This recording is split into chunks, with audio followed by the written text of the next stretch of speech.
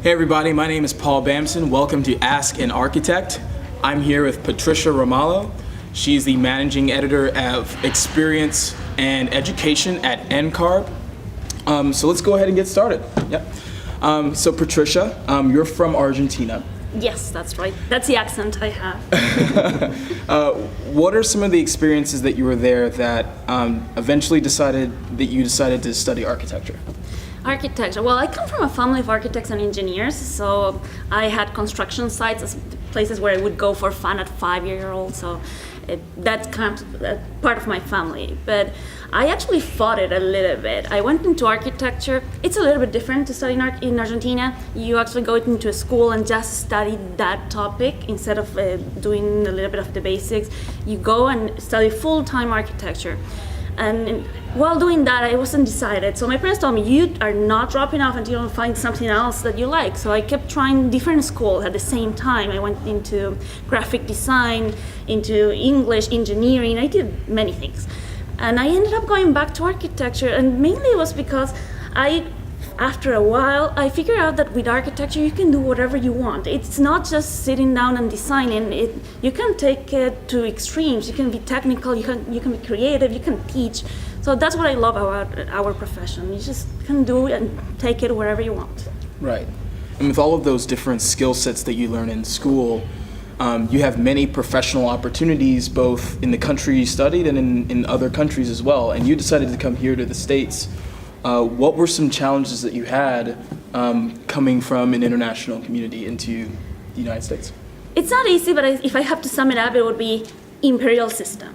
I don't know why you don't have the metric here, but that would be my main complaint if I can change something. But besides that, construction systems are different. So I was an architect in Argentina. I practiced a little bit there, and then I moved here because it was my dream. And I got a job. I still don't know how, but I got a job.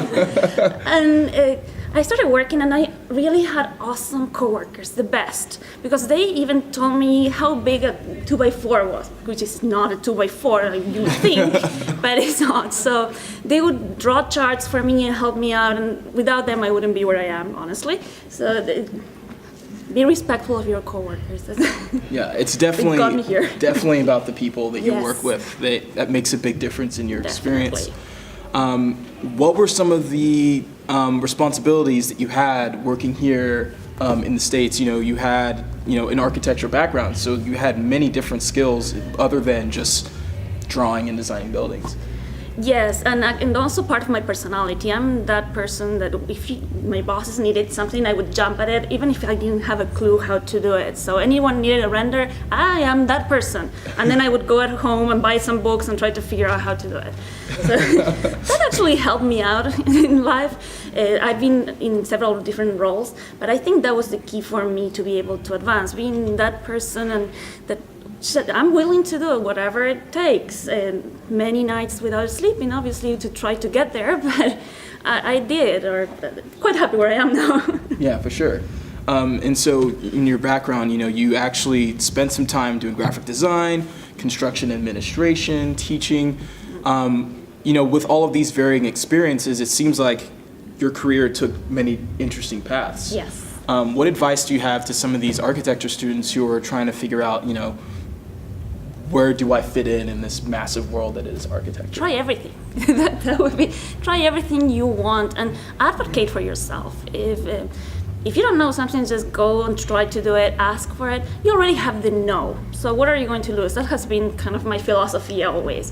I would ask for the craziest things, and I was shocked when I got a yes. And it's like, okay, now I have to do it. How do I do that part? But just don't be afraid of getting a no. Go for it. Yeah.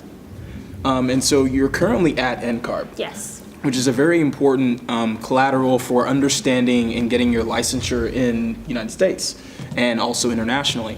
As your role as manager of education and experience, what are some initiatives that you're pushing for the next year?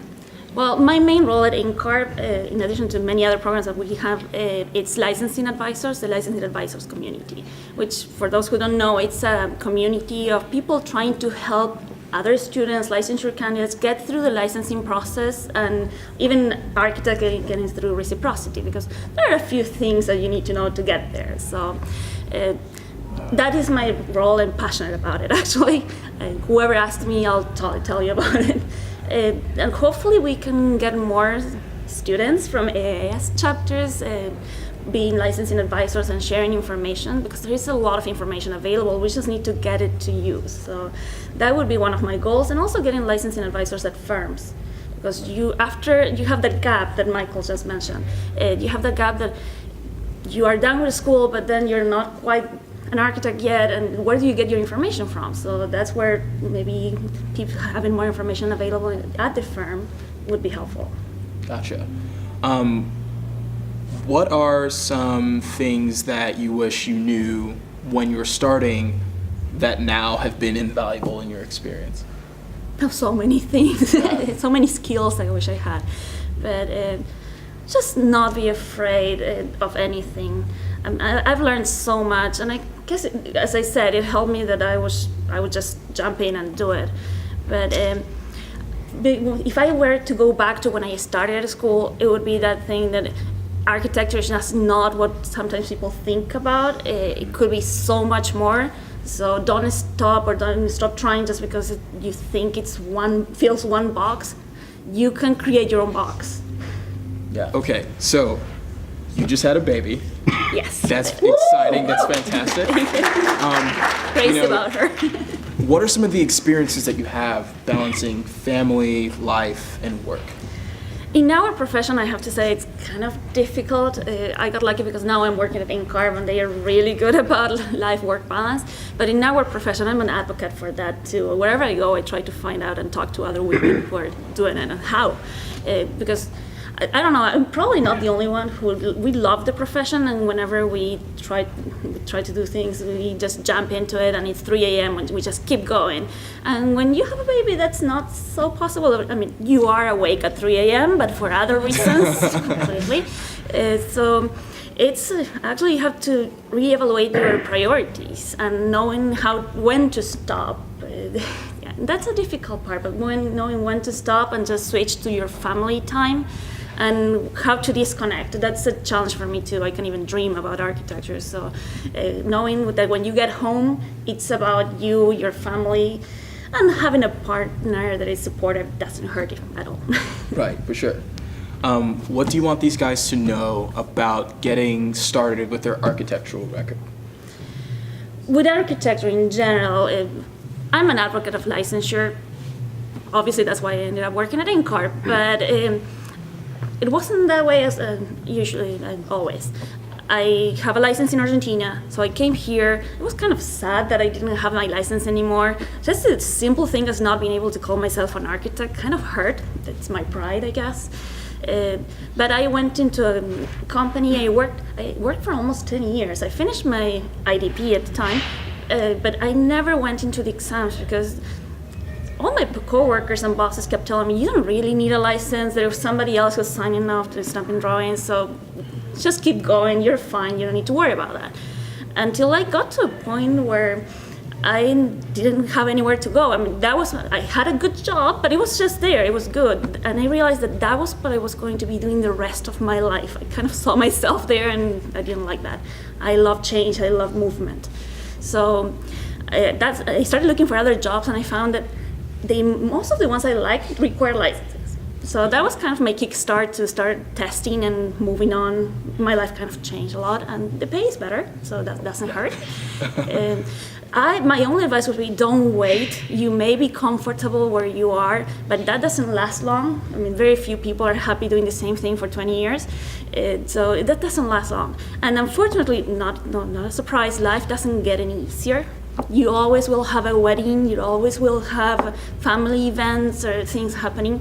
So the sooner you start with the whole licensure process, the better, because you're done sooner.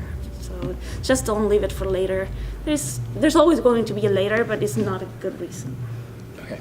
Well, thank you so much, Patricia. Guys, please be sure to catch the other Ask an Architect episodes. There are 50 plus for you to enjoy.